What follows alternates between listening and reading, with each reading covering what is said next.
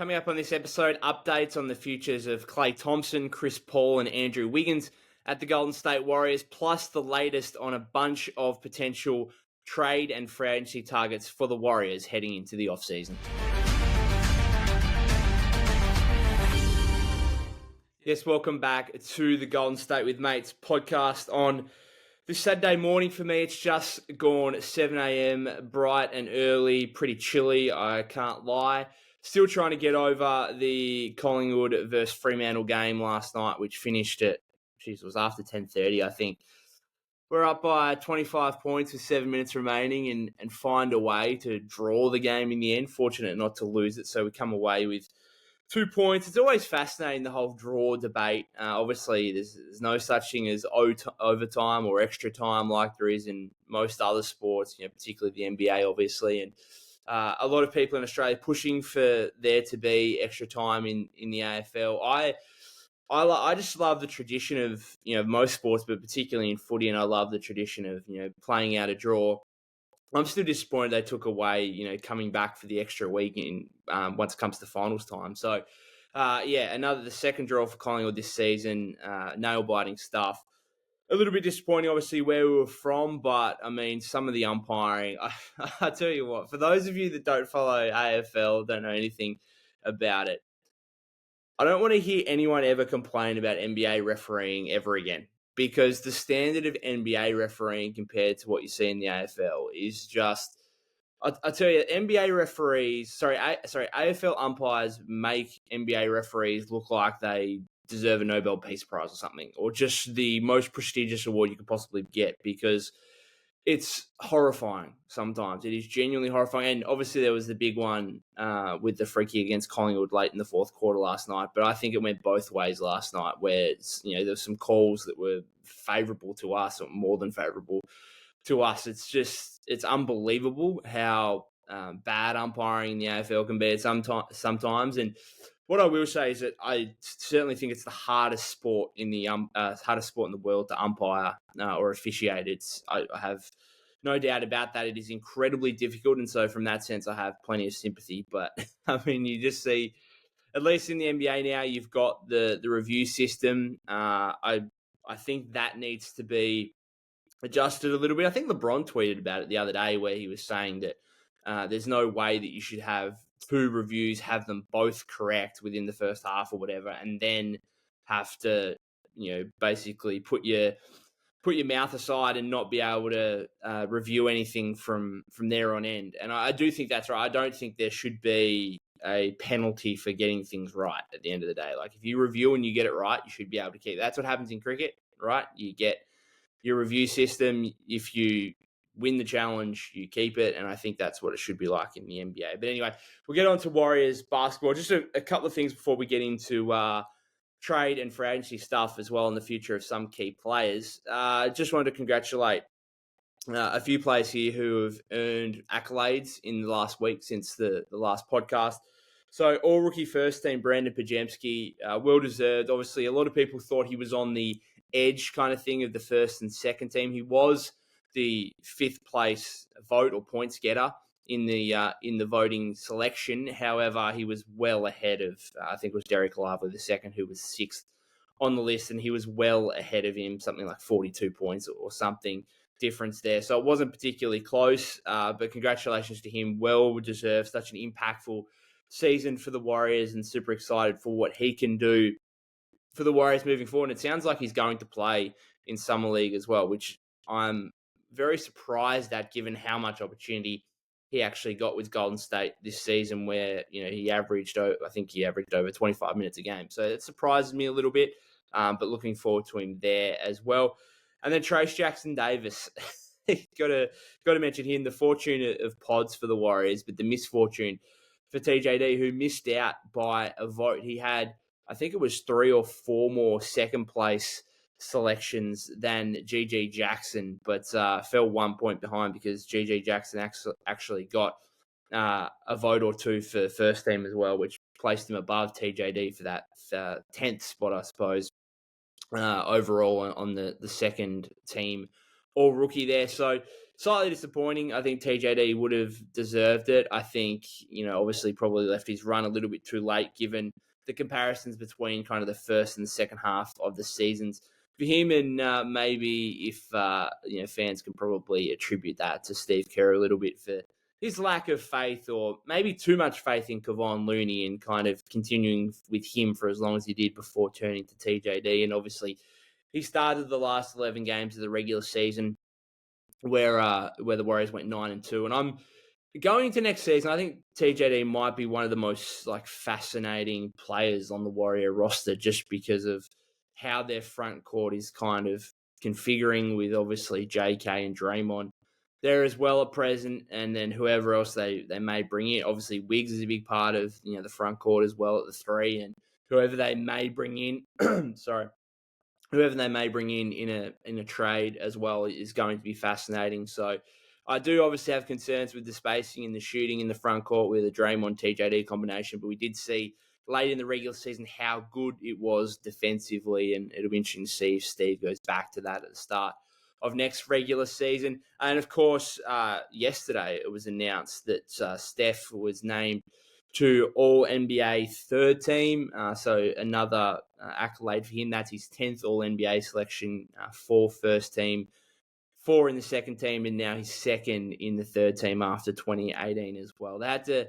kind of squeeze him in there with Tyrese Halliburton and Devin Booker as a 3-guard lineup in the third team. But I think that's ultimately the right decision. Obviously, the first team went to Luka and Shea as expected, as the Western Conference All-Star starters. That went to them as well. So no surprises there. And then Jalen Brunson and Anthony Edwards getting the second team nods in the guard position as well, which I think is fair enough. And it's full credit to Steph when you look at the guys that made the All-NBA teams. Only 2 of the 15 players were selected from teams that didn't make the playoffs, that obviously being Steph and Domantas Sabonis, who the Kings obviously beat the Warriors in the first playing game, ended up finishing 9th.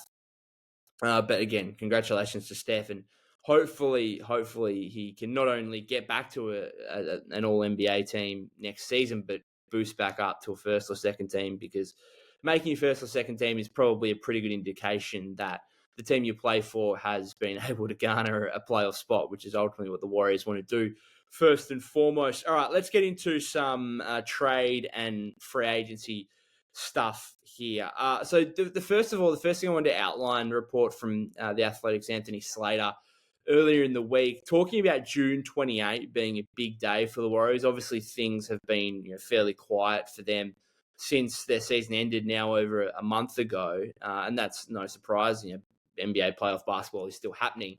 But we did get an indication of kind of when we can expect some movement, or when we can expect the Warriors' plans to kind of materialize, and that is going to be June 28th. So just over a month away here, and that's a big day because it's Chris Paul's guarantee date for his contract. Now, the Warriors and Chris Paul can mutually agree to push that back, but again, that has to be a mutual agreement. That can't be the Warriors just saying we're pushing that back. It's got to be a mutual agreement between the two. So essentially, what Slater hinted at was that if CP3's contract does get guaranteed, or at least partially guaranteed, then that means there's pretty much a trade imminent. It's very, very, very unlikely, I would imagine, that the Warriors fully guarantee Chris Paul's $30 million contract for next season and keep him on the roster. That's just not going to be. Obviously, CP3 was good this season. Let's make no mistake about that. He was good, but at the end of the day, paying $30 million for a backup point guard is not a good use of money, particularly when you're a team in the second tax apron like the Warriors. Now, obviously, they did that this season, but they did that because they wanted to get off Jordan Poole's 4-year, $128 million contract for him to be a backup point guard. And so they were willing to take that on for getting rid of JP, but they're not going to do it for a second season. So they either guarantee CP3, and obviously they can fully guarantee and then go and trade him for someone up to $30 million, or a deal up to $30 million in salary returning, or they can guarantee it up to a certain number and then get a player in return up to that certain number. So say if there's a guy on, let's say it's Jarrett. This is just Jared Allen on $20 million. They could guarantee $20 million of CP3s and trade him in a deal for Jared Allen, whatever. It's also Slater kind of also hinted as well, if that happens, so if CP3's contract is guaranteed, then there is a good chance that the Warriors therefore believe that Klay may not return in free agency. So the last thing that I would expect, and as much as we as fans would want the franchise and we want Joe Lacob to pour as much money into this as he possibly can, we've realistically got to look at this, and we cannot expect the Warriors to go into next season with Klay Thompson on a 20, 25, nearly $30 million contract per season. We can't expect that. And then also expect them to trade Chris Paul's $30 million contract and have another $30 million contract on the books, whoever that may be, kind of thing. Or if, like, hypothetically, if they were to keep CP3, they're just not going to do that. They want to get under the second tax apron. I know Joe Lacob spoken earlier in the season about getting under the luxury tax. I don't think that's necessarily going to happen because that's going to be a lot more difficult. But obviously they want to get under the second tax apron. They want to get away from the penalties that come with that. One of those is not having access to the taxpayer mid-level exception, which is obviously going to hinder them if they don't have access to that. And I'll speak in a bit about potential free agency targets with that. So it's going to be super interesting. June 28 is going to be the day, unless, as I said before, the Warriors and Chris Paul mutually agree to push that back. But then I suppose if they push that back into July, then that goes into the free agency window. And then I just don't know if you're Chris Paul, why you would do that, because at least if you get waived or you get cut and you can become a free agent on day one of free agency, then you've got the a bunch of teams who are going to have some money available to them rather than necessarily being a free agent, after the, becoming a free agent after the window opens, kind of thing. So, fascinating to see. June 28 is going to be the big day because that's going to give us a sense of Chris Paul's future, and it's also with that going to give us a sense of Klay's future. As I said, if Chris Paul's contract does get guaranteed, it might point to Klay departing the Warriors and the only team he's ever known in free agency. We then had an article from Slater's colleague Tim Kawakami earlier in the week as well, and he spoke about Andrew Wiggins and a number of trade and free agency targets as well. So just going through this kind of one by one. So the most interesting, like a lot of these trade target things were kind of, hypothetical, just proposing kind of thing. And, we'll go through that in a second. But the most interesting thing to me was his comments on Wiggins. And I quote here, he said, if he was going to be traded, it probably would have happened already, or would have already happened. That's interesting. That's interesting because I think most people, there were reports, I think it was the Ringer's Logan Murdoch straight after the Warriors season ended, came out and said that among league sources, most believe that Andrew Wiggins will become available again in the offseason, and most expected that, Andrew Wiggins' contract would be the salary filler in any trade for a major piece. But Kawakami seemed to go the other way and seemed to suggest that it would actually be CP3's contract plus future picks. Obviously, depending on who the player coming back in was, you could include your young assets like, Pods. Moses Moody's probably the primary one. If there's a superstar coming back in the trade, JK may be involved as well. But I think it was really fascinating to hear Kawakami go against kind of most expectation in saying that if Wiggins was going to be traded, then it would have happened already, and it would have happened at February's mid-season deadline. And he was right. He also wrote in there that, Wiggins' value to the Warriors as, their primary perimeter defender, he's just got so much more value to the Warriors than what he does in league circles. And I completely concur with that. Like, that is absolutely correct. And it's one of the reasons why I wasn't surprised that he stayed on the roster beyond the mid-season deadline, just because even at his worst, and he started to play a little bit better before the deadline, but there was a real sense there that, hey, if we lose this guy, he's not going to bring enough back to be able to fill the role he does as a primary defender. And I still think that is the case, right? Like it's why, like, would you give, like, obviously you'd have to give up Andrew Wiggins for Brandon Ingram if you're the Warriors, right? If you have access to Brandon Ingram and you can get him for Andrew Wiggins and Moses Moody and a couple of picks or something, then yeah, maybe you do it. But as much as Ingram would help you offensively with secondary shot creation and whatnot, then you are going to have a big issue defensively. Like, what are you doing defensively in terms of your primary perimeter defender? And that would open up huge defensive question marks. And so that's the thing. Like, even a player like you look at it and think, yeah, Andrew Wiggins to Brandon Ingram is an easy upgrade to make. Well, it's not really. Like, it's not an easy upgrade to make. It's an easy upgrade to make offensively. It's just not defensively. And that's, the kind of the question the Warriors are going to be faced with this offseason is, what kind of insurance measures do we have in place if we lose Andrew Wiggins, because he still does hold value to the Warriors in a way that he wouldn't in league circles via trade. So going to be interesting to see what happens with Wiggs, but I got the sense from just reading Kawakami's article that there's still a good chance that he's on the Warriors next season. Of course, got 3 years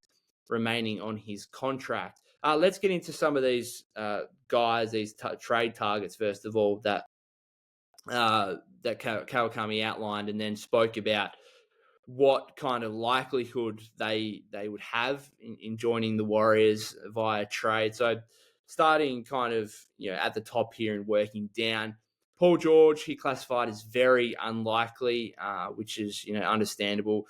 Obviously, not a player option. He's a free agent this offseason, and he could get done with a sign and trade if you're the Warriors. Again, the Wiggins contract, I don't know, you could add Chris Paul in there, the young assets, Kuminga, future picks, whatever it is. Like, he's a player that is interesting. He's a player that would be a certain upgrade from Wiggins, obviously, at the 3. He's also old. He's also not the greatest playoff performer, as we've seen. I don't hate it. I wouldn't hate Paul George, that's for sure. It's definitely, going out and getting a star, pairing him with Steph Curry, bringing back Klay, having that trio, Draymond. You'd probably still have TJD left over, maybe Pods. So it's certainly interesting, but it's obviously very unlikely. I think, if PG is to up and leave the Clippers, which sounds like a reasonable chance at this point, then I think Philly, obviously with their cap space, would probably have to be front runners, or an Orlando as well, given their cap room. The player we just spoke about, Brandon Ingram, not out of the question is how Kawakami described it. Again, going back to, if it's Wiggins in the trade, how do the Warriors address their perimeter defensive issues? The other thing is, like, if the Pelicans just want Kuminga in return, then I just don't think that's going to happen. The other, like, I don't see how the Pelicans would have too much interest in this as well, because even I don't think a player like Kuminga necessarily interests them as much as you would. Like, if you had to rank 1 to 30 teams that would be interested in Jonathan Kuminga, I think the Pelicans would probably be at the bottom almost, or like close to the bottom, given you've got Trey Murphy the third, who seems like the young guy who they're going to pay going forward. And 2, you've got Zion, who is a pretty similar version of JK in terms of a front court player who loves going downhill and getting to the rim. I don't see how a JK Zion pairing would work in any way, shape, or form. So it's hard to see how that would happen. And again, the Warriors, I don't think, would give up Jonathan Kuminga in a deal for Brandon Ingram anyway. Maybe Wiggs makes a little bit of sense as more of a 3-and-D option to kind of pair with Zion and CJ McCollum. But again, they've got Trey Murphy. Like, part of the reason they want to move on from Ingram is to have more of a look at Trey Murphy, pay him and have him be the kind of starting small forward going forward. Larry Markkinen, described as a slight chance by Kawakami. I think outside of like a superstar, and I mean like a top 10 player, I mean Kevin Durant essentially is what I'm referring to. Outside of Kevin Durant, I think Markkinen would be the most ideal pursuit for the Warriors.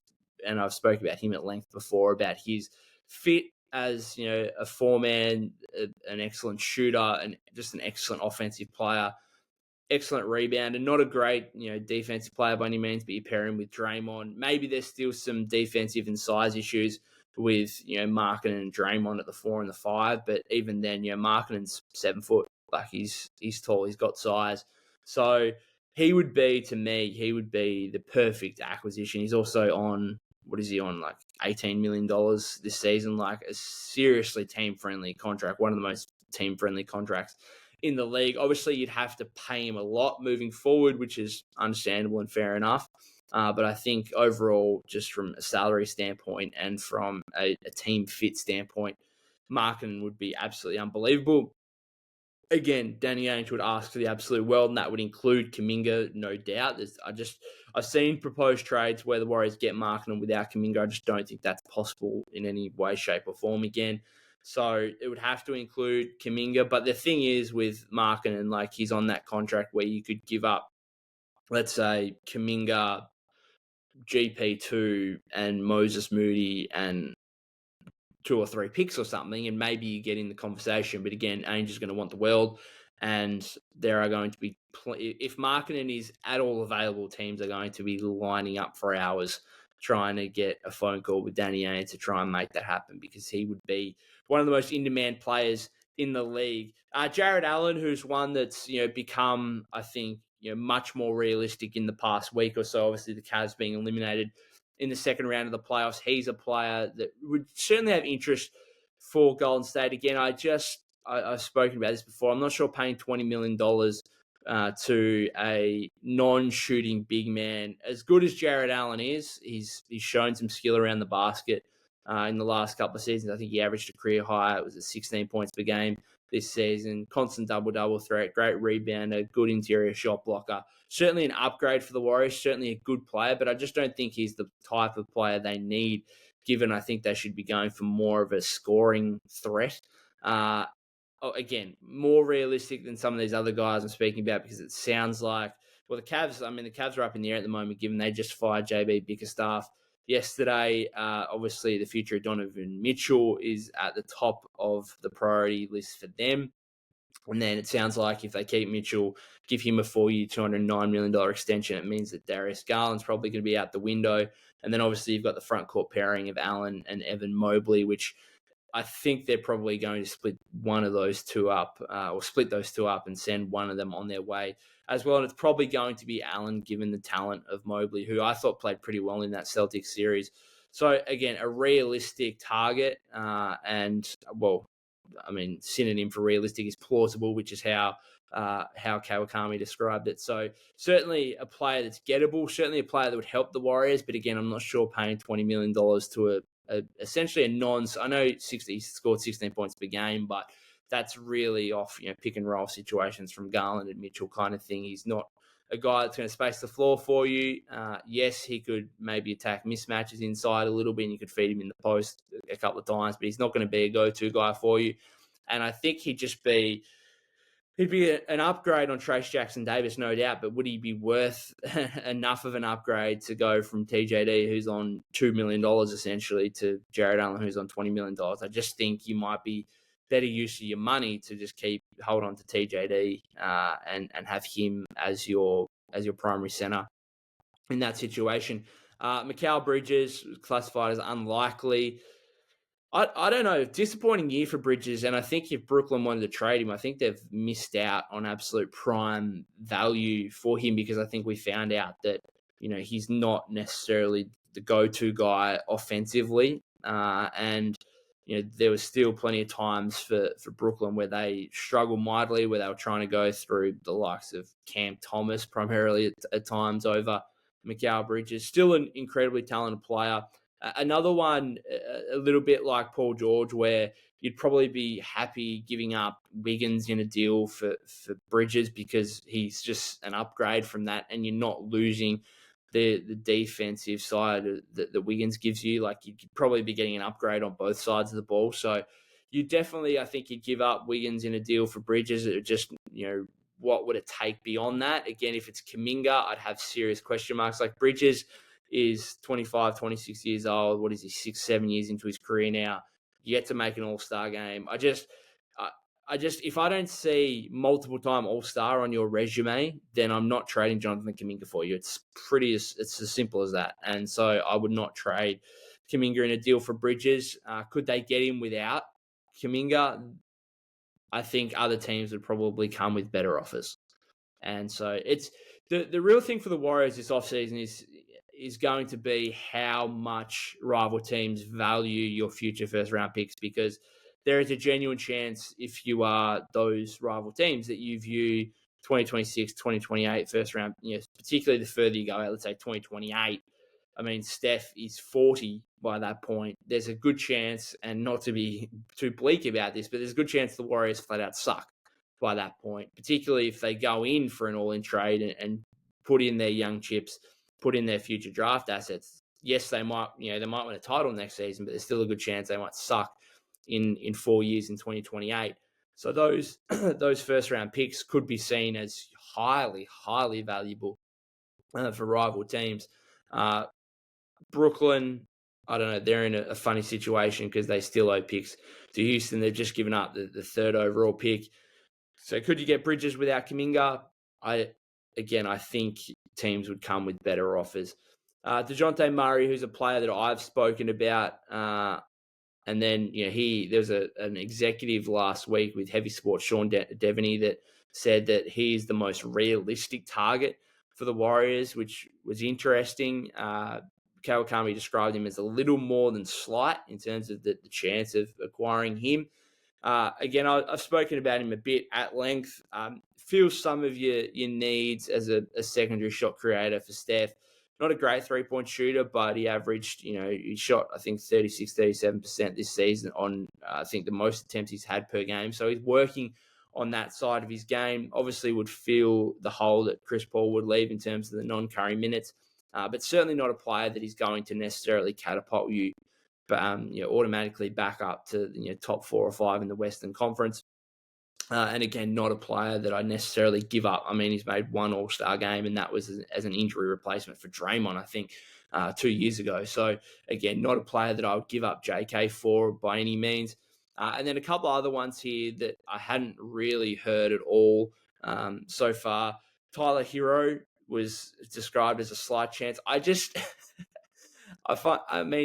in the looking back at it, Tyler Hero is a much better player than Jordan Poole, but they were often seen on the same kind of level, especially when they got their contract extensions coming off their third year. And I just find it incredibly hard to believe that the Warriors would give up Jordan Poole and his 4-year, $128 million contract and then turn around 12 months later and get a similar styled player on essentially the same contract. I just find that really difficult to believe that they would do that. As much as Hero is certainly a better player than Jordan Poole, but I just think, a Steph, like, are you re-signing Klay? Like a Steph Tyler Hero backcourt, I mean, defensively, that is going to be an absolute nightmare. So even if you keep Wiggins kind of thing. So I just don't think the Warriors would have interest in Tyler Hero, but nonetheless, he was a player that Kawakami mentioned. Another interesting one as well was Brook Lopez, who he said was not out of the question. This has kind of come out of nowhere. Like, I know Lopez was a free agent last year. I think Houston had real interest and then kind of forced Milwaukee to pay up on a 2-year, $46 million deal. Not out of the question. Like, this one interested me because obviously Lopez, yes, he's getting on, I think he's 36 years of age, but obviously that kind of player, if you compare him with Draymond in the front court as a stretch big who's also a shot blocker, like a Lopez, a Miles Turner, these types, it's certainly fascinating. But why are Milwaukee giving him up? That's the real question. Again, like, what deal is it? We know they had a little bit of interest, reportedly, in Andrew Wiggins going back to the mid-season deadline, but that was kind of a deal surrounding like Bobby Portis and Pat Connaughton and stuff like that. It's not going to be Brook Lopez necessarily, but interesting nonetheless. Bruce Brown is another one who has garnered some headlines, I suppose, in the last week, with the Raptors expected to look at his or guarantee his team option for next season and then look to trade him. I didn't really get Kawakami's point. I'd like to get some clarification on this because he said, would Moody and a first get it done for Toronto? Well, like Wiggins, Moody, and a first, is that what you're saying? Because obviously you need the salary filler in there to get up to the $23 million team option that Bruce Brown has. So is it Wiggins, Moody, and a first? I just confused because it can't be Moody and a first, and that's it. So like, would you trade Wiggins for Bruce Brown? Would you trade? I have a hard time. I have a hard time doing that because I'm not sure it's an upgrade for the Warriors. Now, yes, Bruce Brown might have more trade value, particularly when you look at, he's going to be on an expiring contract compared to Wiggins, who's still got 3 years left. Like, I get he would have more trade value, but I'm just I don't think for the Warriors it's necessarily an upgrade. And ultimately, you're still trying to get back to the playoffs next season. You're trying to get better. I don't think that would be a move that would make them better. And then another one that was mentioned was Isaiah Joe from the Thunder. Kawakami described it as very slight. I don't know. Obviously, he's heard something because surely he just wouldn't bring him up unless he'd heard some level of possibility, albeit very slight. Obviously, a shooter, which the Warriors kind of need, would probably be a much more pressing need if Klay were to depart. Obviously, cheap contract. Not sure what you do there from a trade standpoint, like whether it's like, is it? I don't think the Thunder want future picks. They've got a crap ton of them. So what's the point there? Would it be, I don't know, would you trade TJD? The Thunder need a kind of another genuine big man kind of thing. Would you trade him for Isaiah Joe? I don't know. I don't think the Thunder would do that. So a bit of a confusing one there, but we'll see if anything plays out in the fullness of time. All right, let's go into free agency options here for the Warriors. Couple of interesting names here as well that Kawakami mentioned. Jalen Smith, who's currently on the Pacers. Bit of controversial nature in yesterday's game between the Pacers and the Celtics, with Jalen Smith playing in the fourth quarter and Rick Carlisle going to kind of the end of his bench guys while the game was still up in the air slightly and they could possibly have had a comeback. But ultimately, they didn't, and Jalen Smith shot 42.4% from three-point range. The big thing here in Kawakami's article was the fact that he kind of referred to him as the answer for the Otto Porter Jr. void, which is something I've been big on, something the Warriors have tried to fill in the last couple of seasons with first JaMychal Green and then obviously Dario Saric. And he kind of referred to this as an Otto Porter Jr. replacement in Jalen Smith. I think Warrior fans would look at this and think, I know the Pacers are in the Eastern Conference Finals, but I think a lot of Warrior fans would think, okay, if he's a third string big for the Pacers, why would he play a role with the Warriors? And I get that to a degree, but there is a need here, right? There is a need for a stretch big. And again, we just spoke about Brook Lopez, Miles Turner as well, that type of player. Well, that's what Jalen Smith is. Again, he shot 42.4% from three-point range this season. Do you wholeheartedly believe in that? Because if you look at his three-point percentage, before that, it wasn't great. He shot nearly 60% from the field this year. So incredibly efficient, solid rebounder, still young, which is going to be an interesting thing here. So these are the kind of targets we're looking at with, the taxpayer mid-level exception, which is, $5-6 million a season. He's still young enough where he's 24, where he can improve and become a really valuable commodity on that kind of contract. But then again, you're trying to prioritize Stephen Curry's prime, right? Like, you should be targeting probably more veteran win now pieces with the taxpayer mid-level exception. And I don't think Jalen Smith necessarily fills that description, yet he does fill the description of what the Warriors need as a stretch big. So it's fascinating. Again, there'd be some upside there. There'd be some upside where you could target him over a player who you probably more know what you're going to get from, but is probably going to be pigeonholed into being, the 8th or 9th guy in a rotation. And then obviously, Jalen Smith is a guy who, if he was to improve, could be, a closing caliber player for you. And that might sound silly, But I just think these kind of guys, like they have so much, Otto Porter Jr. was so valuable to the Warriors, not for what he necessarily did on an individual basis, but what he did in terms of connecting lineups for the Warriors and being that fifth starter and allowing Draymond to kind of play as a small ball five, having that shooting in the front court like that. He just connected lineups, and I think that's what the Warriors are missing right now. And we'll see if they try and explore replacing that with Jalen Smith. Another player Kawakami mentioned was D'Anthony Melton, who I would have thought would get more. And I think Kawakami thinks would get more than that, as get more than $5-6 million. I think he's coming off $8 million this season. However, does have the back injury. There's a bit of uncertainty there. 38 games this season, just 8 from the new year onwards. So there's some concern there. And if he gets into the Warriors' range, could be a potential target. I don't know if there's an overlap there with Pods a little bit. Like, I think they're very, very similar. Now, hopefully, I think Warrior fans hope Pods can be a better version of D'Anthony Melton or just be a better player overall. But in terms of they are multifaceted guards who aren't great scorers by any means, but can stick an open three when they have the opportunity, can play a little bit of defense. They're going to put their tough, hard. They're going to put their body on the line. Pods is an excellent rebounder, obviously, for a guard. Melton's a reasonable rebounder for a guard. Like, they're just very similar. I think if you have both of those guys coming off the bench, they're going to be fighting for minutes. I'm not sure you can have both of them out there at the same time. If it is, it's going to be essentially in a 3-guard lineup, I think, because I don't think either of them are guys that are going to be primary ball handlers for you in backup units. Maybe together combined they could do it. Who knows? It's going to be interesting to see how Pods develops this offseason. But again, another player to kind of monitor here for the Warriors heading into free agency. And the other one that was mentioned as well, this was from The Athletic's Kelly Eco, who covers the Rockets.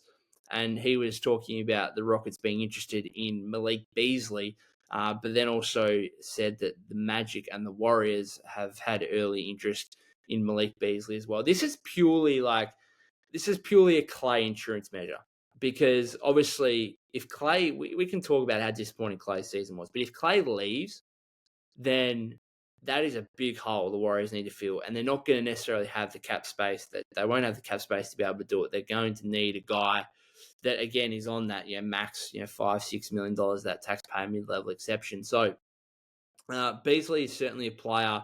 Obviously signed a 1-year, $2.7 million deal with the Bucks this season. Had a really good year. Lost his starting spot late to Patrick Beverley, yes, but otherwise still averaged 10 points a game. Shot 41.3% from 3-point range. Is probably the most like for like replacement for Klay in terms of that kind of 3-and-D role. Now, like, Klay is still a far superior player to Malik Beasley. Do not get me wrong. That would be a clear downgrade. But in terms of just replacing who Klay is as a player, I think Malik Beasley is the closest thing you could realistically get with the money that the Warriors are going to have available to them. And I think if they do lose Klay, then maybe it's, you look at, potentially, trading for someone in that spot rather than looking at someone in free agency. Because again, Malik Beasley is probably the absolute best you're going to do.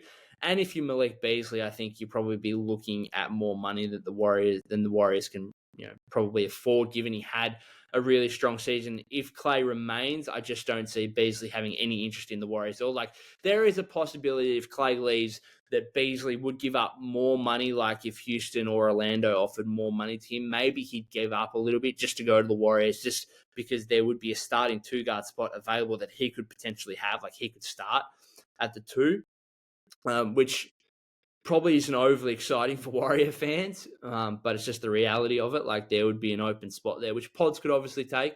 But again, if they want, a shooter, then I think Malik Beasley is going to be, would be the best of the possible options there for them.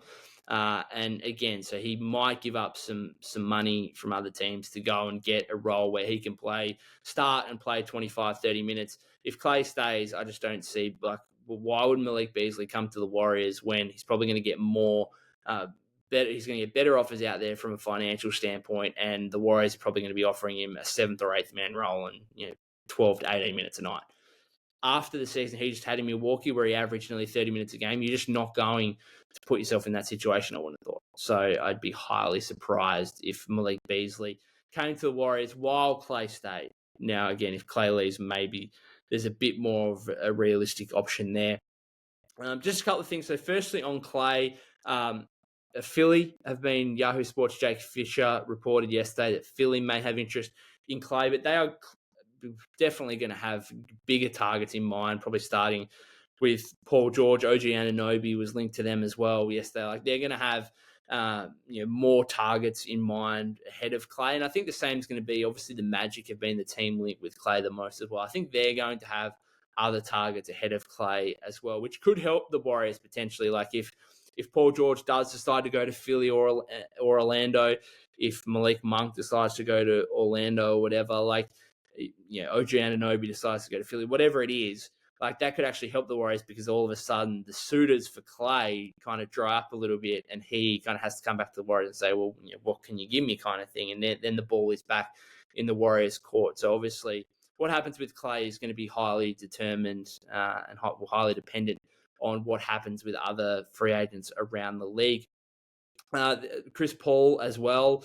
So he's been more heavily linked to the Lakers in the last couple of days. First Bleacher Reports, Eric Pincus said that CP3 to the Lakers is a real possibility. And then Fisher again yesterday mentioned the Lakers and the Spurs as potential destinations. Sorry, no, I think that was not. Let me get that right. That was not Fisher who said that. That was Mark Stein who said that the Lakers and Spurs were in line for CP3. So, yeah, I mean, again, that's going to be, Chris Paul's future is still in the Warriors' hands to a degree, because they can guarantee his contract and they can trade him, or they can. I still think, like, it's going to be. I think if the Warriors guarantee Chris Paul's contract and trade him, I think there's going to be some kind of gentleman's agreement, let's say, in this, where he goes to a team that probably cuts him straight away, or a team that he would actually be happy to go to. Like, if he was traded to the Spurs or something like that. I don't know. The Warriors get Keldon Johnson in return. I don't know what it is, but I think there would be a situation that, like that, the Warriors are not. I don't think the Warriors are going to dump Chris Paul on a team he doesn't want to be at, that's not going to immediately turn around and waive him and allow him to become a free agent. So it is interesting to think that this is, like, Chris Paul's coming into year 20, and this is going to be the first time he's going to be a free agent in his career, which is quite unbelievable. But I would like to see, like, if he is to depart the Warriors, I'd like to see him on the Spurs, because I think he could be great for their young guys, and particularly Wemby, obviously. I think it would be a bit of a kick in the guts if he went to the Lakers and joined LeBron, especially, if it's a minimum contract or whatever. I think that'd be a bit of a kick in the guts for the Warriors. However, at the end of the day, they're the ones that are going to decide whether or not they want to keep Chris Paul. And so you probably can't be too sympathetic of their situation if they're the ones that are actually getting rid of him. Anyway, we're over 42 minutes into this episode, so I'll finish it up there. Thank you very much for listening. If you've got through to this point, if you haven't subscribed to the YouTube channel, that would be greatly appreciated. You can follow us on Apple Podcasts and Spotify as well. You can follow me at POC252. That's POK252 on Twitter/X. If you've got any questions, any off-season, any thoughts on potential trade or free agency targets, then let me know and I can read them out in the next episode. Always interested to hear your guys' opinions on what the Warriors should do in the coming months. Other than that, guys, enjoy your weekend and I'll see you on the next episode.